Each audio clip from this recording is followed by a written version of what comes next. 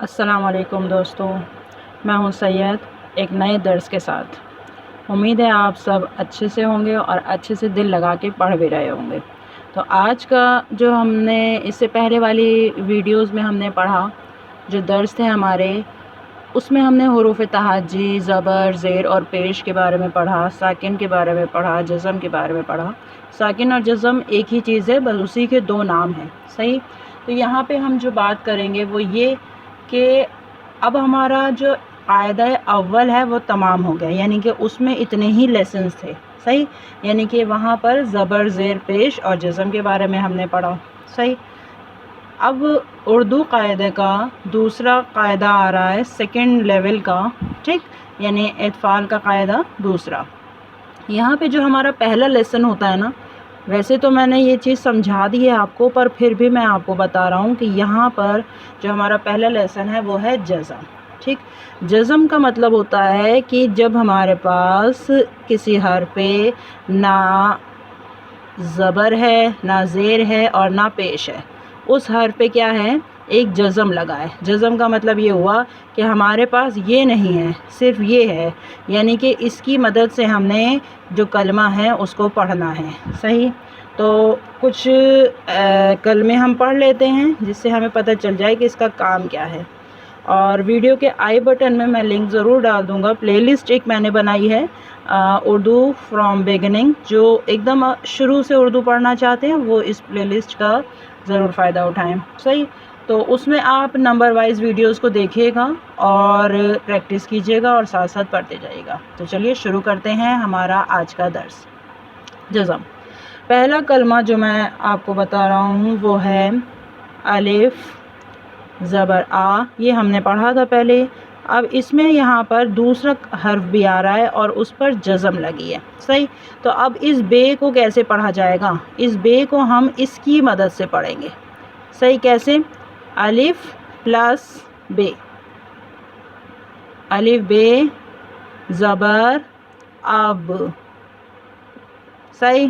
یعنی اس کی اپنی کوئی آواز نہیں تھی، ہم نے اس کو الف کی مدد سے پڑھا۔ اسی طرح دوسرا الف سین زیر اس، الف سین پیش اس، الف نون زیر ان، الف نون پیش ان۔ پہلے ہم نے حرف کا نام پڑھنا ہے، اس کے بعد اس کی علامت کو پڑھنا ہے۔ الف نون پیش ان، جزم کو بولا نہیں جاتا، صرف سمجھنے کی چیز ہے کہ یہ کیوں ہے، ٹھیک؟ تو الف نون پیش ان، واو ہے پیش وہ، الف کاف زیر ایک، الف ڑے پیش اڑ، دال رے زبر ڈر، دال رے زبر در، ٹھیک؟ میں کوشش کروں گا، کیونکہ مجھے زیادہ ایڈیٹنگ تو نہیں آتی ہے، پر پھر بھی میں کوشش کروں گا کہ جو ہماری کتاب ہے اس کا PDF میں آپ کو شو کر سکوں ویڈیو میں، تاکہ آپ اور اچھے سے سمجھ سکیں تمام کلمات کو، صحیح؟ تو کچھ اور پڑھ لیتے ہیں 2 اکشر میں ہی، تاکہ یہ 2 اکشر کے ورڈ یعنی 2 حرفی لفظ جو ہیں آپ کو کلیئر ہو جائیں، اور اس کو اپنی نوٹ بک میں ضرور اتارنا ہے۔ دال سین زبر دس، دال نون زیر دن، دال لام زیر دل، رے بے زبر رب، رے سین زیر رس، رے گاف زبر رگ۔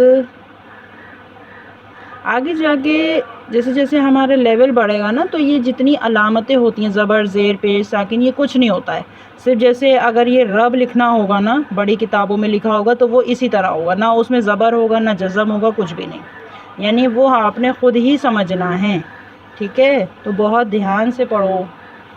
اس کے بعد آ رہا ہے دال بے زبر دب، دال میم پیش دم، دال یہ زیر دے، دال واو پیش دو، رے کاف پیش رخ، رے نون زبر رن، رے سین زبر رس۔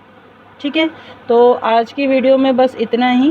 امید کرتا ہوں آپ کو ویڈیو پسند آئے گی۔ چینل کو سبسکرائب ضرور کرنا ہے اور ویڈیوز کو بار بار دیکھنا ہے تاکہ یہ چیز آپ کو کلیئر ہو جائے۔ صحیح، تو ویڈیو کو آخر تک دیکھنے کا بہت زیادہ شکریہ۔